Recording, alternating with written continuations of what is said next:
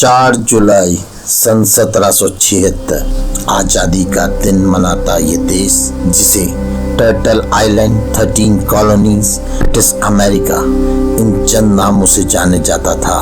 ये वो देश था जो कि आज दुनिया का सबसे ताकतवर देश माना जाता है। इस देश की आजादी में किसी एक फाउंडिंग फादर ऑफ पेट्रियट्स का हाथ नहीं था, पर उन कई लोगों का हाथ था जिनकी सोच व धारणा के कारण यह देश आज यूनाइटेड स्टेट्स ऑफ अमेरिका के नाम से जाना जाता है। आजादी की जंग के लिए जिन लोगों ने अपना योगदान दिया, उनमें से कुछ चंद लोग हैं: George Washington, Thomas Jefferson, Benjamin Franklin, John Adams, Samuel Adams, Patrick Henry. इनमें से जॉर्ज वॉशिंगटन को अमेरिका का सबसे पहला प्रधानमंत्री बनने का गौरव प्राप्त हुआ। इससे पहले वो कॉन्टिनेंटल आर्मी के कमांडर हुआ करते थे। सन 1776 आजादी के बाद अमेरिका की अर्थव्यवस्था मूल रूप से कृषि, व्यापार, इंडस्ट्री पर निर्भर थी। उस वक्त में 80 से 90% अमेरिकन किसान हुआ करते थे और कुछ प्रमुख उत्पादन की चीजों में व्यापार करते थे, जैसे कि तंबाकू, चावल, नील। इन सब की खेती करके वो व्यापार किया करते थे। अमेरिका 3 भागों में बांटा गया है: नॉर्थ अमेरिका, साउथ अमेरिका और वेस्ट अमेरिका। नॉर्थ अमेरिका के ज्यादातर भागों में इंडस्ट्रियलाइजेशन है, वहाँ व्यापार व ट्रांसपोर्ट से संबंधित कार्य होते हैं।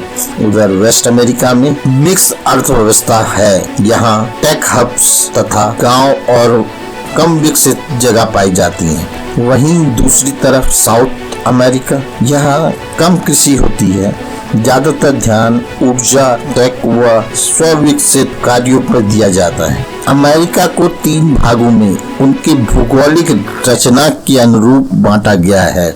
नॉर्थ अमेरिका, जो कि एक औद्योगिक व व्यापारिक क्षेत्र के रूप में जाना जाता है। साउथ अमेरिका, यह कृषि व कृषि उत्पादक चीजों को करने के रूप में गिना जाता है। तथा वेस्ट अमेरिका, यह वो क्षेत्र है जो कि कृषि, खनन तथा यहाँ नए बाजार में निवेश के तरीके को बढ़ावा दिया जाता है। अमेरिका एक कूटनीतिक देश है, जिसका लाभ उसने अपने को मजबूत करने में किया है। सन 1945 जब सारा विश्व युद्ध में झोंक दिया गया था, पर वहीं अमेरिका इस युद्ध के बाद जो बनने वाला था वो किसी की सोच में नहीं था। विश्व युद्ध 2 समाप्त होने के बाद अमेरिका दुनिया का सबसे ताकतवर देश बन चुका था। जर्मनी, इटली और जापान, ये 3 देश एक साथ थे और दूसरी तरफ यूनाइटेड स्टेट्स, सोवियत संघ, ब्रिटेन, चाइना और फ्रांस एक साथ थे। विश्व युद्ध 2, जिसमें कई देश एकजुट होकर मिलकर लड़ रहे थे, पर उनको मालूम नहीं था कि युद्ध खत्म होने के बाद की अर्थव्यवस्था कितनी बिगड़ जाएगी। वहीं अमेरिका विश्व युद्ध 2 को एक युद्ध की भांति नहीं ले रहा था। अमेरिका में ग्रेट डिप्रेशन सन 1930 में आया था, जिसने अमेरिका में बेरोजगारी और औद्योगिक क्रांति को लगभग खत्म कर डाला था। विश्व युद्ध 2 ने अमेरिका को मात्र एक राष्ट्र के रूप में नहीं, बल्कि इस युद्ध के बाद अमेरिका को एक नए रूप में देखा गया। इस युद्ध के समाप्ति के बाद अमेरिका दुनिया का सबसे ताकतवर देश बन चुका था। लेकिन ये हुआ कैसे?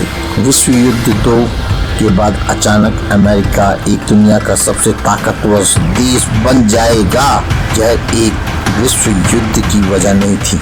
इसकी वजह थी अमेरिकन फेडरल का अवलोकन। उन्होंने पहले ही यह समझ लिया था कि विश्व युद्ध 2 को होने से कोई नहीं रोक सकता और यह विश्व युद्ध होना उनकी अर्थव्यवस्था को मजबूत व लाभकारी बनाएगा।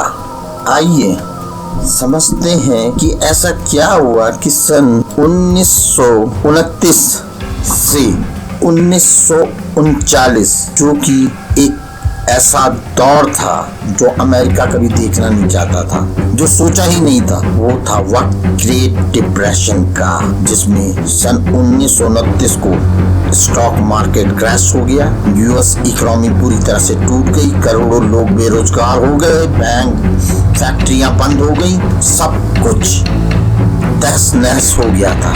तभी फेडरल अर्थशास्त्रियों और योजनाकारों ने एक खास चीज पर ध्यान दिया। उन्होंने देखा कि जब भी सरकार डैम, रोड और डिफेंस जैसी चीजों पे खर्चा करती है तो उनकी अर्थव्यवस्था ठीक हो जाती है, सुचारू रूप से चलने लगती है। और इसी सोच को लेकर फेडरल ने सोचा कि छोटे प्रोग्राम से काम नहीं बनेगा, उनको बड़ा खर्चा करना होगा। फेडरल ने देखा कि विश्व में टेंशन का माहौल बढ़ रहा है। हिटलर जर्मनी से, मुसोलिनी इटली से और इंपीरियल जापान से सेना को पुनः सशक्तिकरण में जुटे हुए हैं, और अमेरिका की फेडरल को विश्वास हो चुका था कि दूसरा विश्व युद्ध जल्दी ही होने वाला है। फेडरल ने दो चीजों पे ध्यान दिया, और वो थी कि युद्ध से बचा नहीं जा सकता और हमें पूरी तैयारी रखनी होगी। दूसरी चीज, यही तैयारी अमेरिका की अर्थव्यवस्था को सुचारू रूप में लाएगी। पर्ल हार्बर जैसी घटना होने से पहले ही अमेरिका ने अपना मिलिट्री बजट बढ़ा दिया था। बंद फैक्ट्रियों को चालू किया गया, कार फैक्ट्रियों में टैंक, जीप, एयरक्राफ्ट बनाए गए, टाइपराइटर की फैक्ट्रियों में मशीन गन बनाई गई, शिपयार्ड में वॉरशिप तैयार किए गए। और इस वजह से जहां बेरोजगारी अमेरिका की एक समस्या बन चुकी थी, जहां अर्थव्यवस्था बुरी तरह से टूट चुकी थी, वहीं अब लाखों लोगों को नौकरियां दी जा रही थी और अर्थव्यवस्था प्रगति में आ गई थी। अमेरिका एक ऐसा देश है जो कि बहुत सी कार्य ऐसे करता है जो अनसोचे हुए होते हैं। जैसे कि उसे पता था कि विश्व युद्ध चल रहा है और देशों के पास पैसे कम होंगे, उनकी अर्थव्यवस्था ढीली हो चुकी होगी और वो मुसीबत में होंगे, तो वो हथियार, खाने पीने की चीजें, वह कच्चा तेल कैसे खरीदेंगे। इस चीज को ध्यान में रखते हुए अमेरिका ने एक ऐसा एक्ट बनाया जो कि अनसुलझा था, जो कि किसी ने सोचा नहीं था, और वो था लैंड लीज एक्ट 1941। रूजवेल्ट का एक क्रांतिकारी कदम, जिसने अमेरिका द्वारा हथियार, खाना और कच्चा तेल जैसे चीजें उधार पर ब्रिटेन, यूएसएसआर और चीन को दिया। अमेरिकी व्यापारियों को डर था कि मिलिट्री उपयोगी चीजों को उत्पादन करने से कहीं घाटा ना हो जाए, क्योंकि वो सब चीजें बना रहे थे जो युद्ध में प्रयोग होती हैं, और युद्ध की कोई तय सीमा नहीं होती, वो कल भी बंद हो सकता है और उन्हें इस कारण से भारी नुकसान उठाना पड़ सकता है। इससे बचने के लिए सरकार ने कई प्रोग्राम्स बनाए, जैसे कि सरकार ने लंबी अवधि की गारंटी कॉन्ट्रैक्ट्स तैयार किए। फोर्ड, बोइंग, जनरल मोटर जैसी कंपनियों के साथ सरकार ने विश्वास दिलाया और वादा किया कि उन सामान की कीमत चुकाएगी अगर युद्ध जल्दी भी बंद हो गया तो। अमेरिकी फेडरल ने कंपनियों के अंदर से सभी तरह के डर को हटा दिया और उन्हें उत्पादन करने के लिए प्रोत्साहित किया। आप भी सोच रहे होंगे कि जहां सारा विश्व युद्ध में लगा हुआ था, वहीं अमेरिका हथियारों और अन्य चीजों का उत्पादन करने में कैसे जुटा हुआ था। तो इसका कारण है अमेरिका की भौगोलिक स्थिति के कारण वहां युद्ध का प्रभाव नहीं पड़ रहा था। अमेरिका को यूरोप से अटलांटिक ओशन और जापान या एशिया से पैसिफिक ओशन की सीमाएं दूर कर देती हैं, और ये समुद्री सीमाएं इतनी बड़ी थी कि विश्व युद्ध 2 के समय में जो फाइटर विमान हुआ करते थे वो इतनी दूरी के लिए नहीं बने हुए थे। जो युद्ध हो रहा था वो यूरोप, नॉर्थ अफ्रीका और एशिया पैसिफिक की सीमाओं में हो रहा था। वहाँ अमेरिका की सीमाएं वहाँ से बहुत दूर थी, जबकि ब्रिटेन, जर्मनी, जापान एक दूसरे के नजदीक होने के कारण युद्ध में जुटे हुए थे। इन भौगोलिक मुख्य कारणों के होने से अमेरिका विश्व युद्ध में बिना किसी परेशानी के बिना रुके हथियारों का उत्पादन करने में जुटा हुआ था। अमेरिकी सरकार ने विश्व युद्ध के बाद का भी सोच लिया था। उन्हें पता था कि युद्ध रुकने के बाद उनकी अर्थव्यवस्था चरमरा सकती है। उनको मालूम था कि अगर वो हथियारों व अन्य चीजों का उत्पादन इतना कर देंगे तो युद्ध समाप्ति के बाद इनका कोई उपभोग नहीं करेगा। जब युद्ध खत्म हो जाएगा तो कोई देश हथियारों को लेने में समझदारी नहीं समझेगा। इसलिए उन्होंने पुनः उन चीजों का उत्पादन शुरू कर दिया जिन चीजों की वो फैक्ट्री हुआ करती थी। जैसे रेडियो की फैक्ट्री में रेडियो बनने लगे, कार की फैक्ट्री में कारों का उत्पादन होने लगा और उपभोग की चीजें बनना शुरू हो गई। आप लोगों को ये जानकर आश्चर्य होगा कि 80 साल हो चुके हैं जब से अमेरिका एक सुपर पावर के रूप में विद्यमान है और इसकी शुरुआत होती है सन 1945 से, जो कि 1949 तक अमेरिका मुख्य रूप से सुपर पावर बना रहा। सन 1949 से 1991 तक अमेरिका और सोवियत में कोल्ड वॉर हो रही और ये दोनों राष्ट्र सुपर पावर थे। फिर सन 1991 से 2008 अमेरिका ही मुख्य रूप से सुपर पावर था और 2008 से अभी तक का वो वक्त है, समय है कि अमेरिका एक सुपर पावर के रूप में कायम है। अमेरिका का सुपर पावर होना मात्र एक संयोग नहीं है, पर उसका अवसरवादी होना है और ये कोई बुरी चीज भी नहीं है। आइए समझते हैं कि अमेरिका के व्यापारिक बुद्धि क्षमता किन पहलुओं पर चलती है। सन 1940 से विश्व युद्ध की समाप्ति तक अमेरिका में एक औद्योगिक क्रांति आई। यह वो वक्त था जब अमेरिका हथियारों द्वारा चलने वाला लोकतंत्र के रूप में बोला जाने लगा था। यह वो समय था जब अमेरिका का व्यापार हथियार, पानी के जहाज, हवाई जहाज और गाड़ियों के उत्पादक के रूप में था। सन 1950 से 1960 यह वक्त अमेरिका के लिए उपभोक्ता वस्तुओं के उत्पादन के रूप में माना गया। इस समय में गाड़ियों का उत्पादन व अन्य इलेक्ट्रॉनिक सामान, घरेलू सामान, कंस्ट्रक्शन आदि चीजों में क्रांतिकारी रूप से बढ़ोतरी देखी गई। सन 1980 में फाइनेंस एंड टेक राइज चीजों में हुआ, जैसे कि वॉल स्ट्रीट। इससे संबंधित चीजों में बहुत काम बढ़ा। डिफेंस इंडस्ट्री का पुनरुत्थान किया गया, कंप्यूटर व उनसे संबंधित कंपनियों को बढ़ावा मिला। फिर आया 1990। ये वो वक्त था जब टेक्नोलॉजी का ग्लोबलाइजेशन हुआ, इंटरनेट क्रांति का विकास आया। तब अमेरिका ने माइक्रोसॉफ्ट, एप्पल, अमेजन, गूगल जैसी कंपनियों को बनाया। उत्पादन कंपनियों का स्थानांतरण चीन व मैक्सिको और साउथ ईस्ट एशिया में किया गया। अमेरिका केंद्र बन चुका था विश्व का और इनोवेशन का। अमेरिका जान चुका था कि इंटरनेट एक क्रांति बन के आएगी आगे के समय में। यही हुआ। सन 2000 में सर्विसेज और नॉलेज बेस्ड इंडस्ट्री का उद्गम हुआ। अमेरिका की जीडीपी लगभग 70 से 85% तक स्वास्थ्य सेवाएं, वित्त सेवाएं, शिक्षा सेवाएं, मनोरंजन सेवाएं, इन सब पर आश्रित हो गई थी। सन 2010 से 2020 तक डिजिटल और हाईटेक लीडरशिप जैसी चीजों का स्थानांतरण हुआ अमेरिका की अर्थव्यवस्था में। अब अमेरिका अर्थव्यवस्था टेक्नोलॉजी प्लेटफॉर्म्स पे ज्यादा आश्रित रहने लगी, जैसे कि गूगल, एप्पल, अमेजन व टेस्ला जैसी संबंधित कंपनियां अमेरिका में विद्यमान हो चुकी थी। बायोटेक्नोलॉजी और फार्मा, डिफेंस एक्सपोर्ट, आज भी अमेरिका सबसे बड़ा राष्ट्र है जो डिफेंस में आगे है। अचानक ऐसा क्या हुआ कि अमेरिका में गरीबी तेजी से फैलने लगी। पॉवर्टी रेट सन 2023 में अधिकतम रूप से जो मापा गया था वो था 11.14, जो कि जनसंख्या घनत्व के अनुसार 36 लाख है।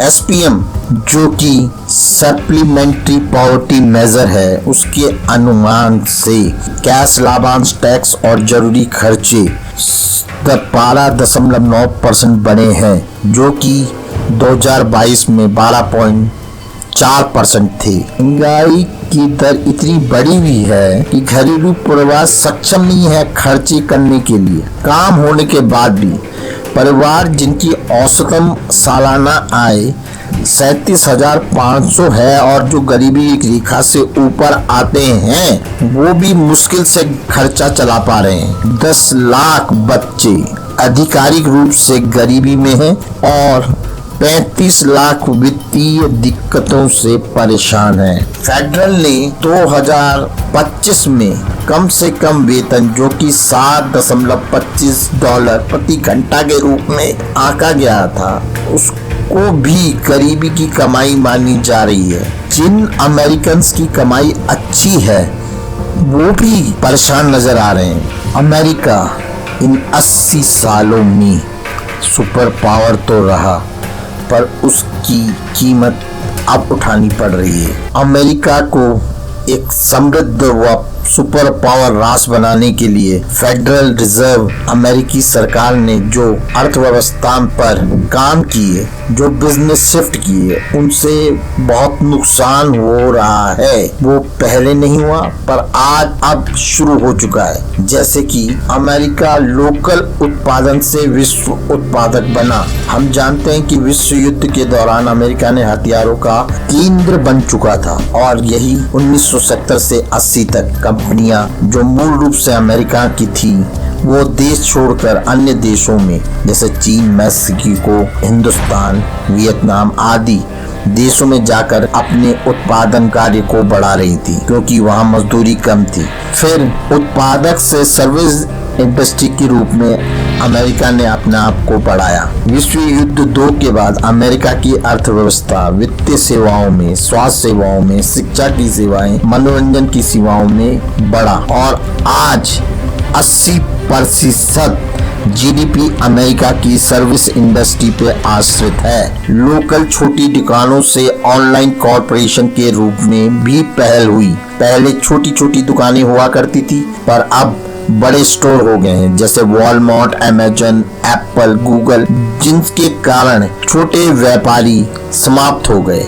फिजिकल वर्क से डिजिटल या नॉलेज इकोनॉमी के रूप में भी बढ़ावा बढ़ा। पुराने काम, कृषि, खदानी, मजदूरी आदि खत्म हो गए। नए काम जैसे software development, AI, data science, biotech आदि चीजों को लोग करने लगे। जो जिनके पास शैक्षिक योग्यताएं नहीं थी, वो बेरोजगार हो गए। ये जो बिजनेस शिफ्ट अमेरिका की फेडरल ने करवाए, उनके घाटे आज अमेरिका को दिख रहे हैं। मैन्युफैक्चरिंग जॉब में कटौती।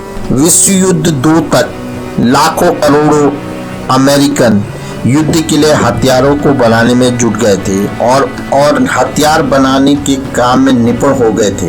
पर जैसे ही विश्व युद्ध की समाप्ति हुई, कंपनियों द्वारा हथियारों का उत्पादन बंद हो गया और वो कारखाने बंद कर दिए गए जहां हथियारों का उत्पादन होता था।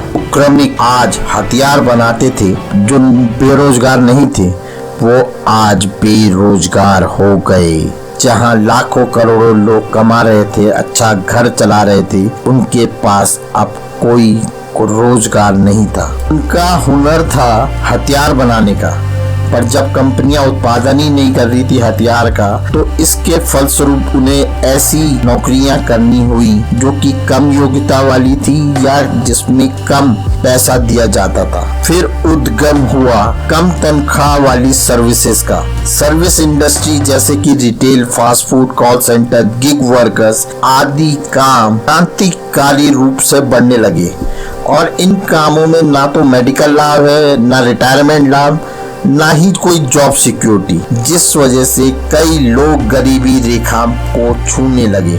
और यही कुछ कम नहीं था, ऑटोमेशन और टेक्नोलॉजी इंडस्ट्री का आविष्कार हुआ। जहां उद्योगों में लोग मजदूर काम कर रहे थे, वहीं टेक्नोलॉजी व स्वचालित माध्यम से एआई रोबोटों ने लोगों का काम छीन लिया और बेरोजगार बना दिया। ग्लोबलाइजेशन यह एक सबसे बड़ी दिक्कत हो गई अमेरिका के लिए। वैसे अमेरिका की अर्थव्यवस्था इस क्रांतिकारी चीज के आने से बढ़ी, लेकिन वो भूल गए कि इसका फायदा तो है पर घाटा बहुत ज्यादा होगा। पूंजीपतियों को इन बिजनेस शिफ्ट से बहुत फायदा हुआ, पर इससे अमेरिका की रीढ़ की हड्डी, उसकी अर्थव्यवस्था बहुत बुरा असर पड़ा। आज फेडरल इस परेशानी से कैसे निपटे वो सोचने पे लगी हुई है।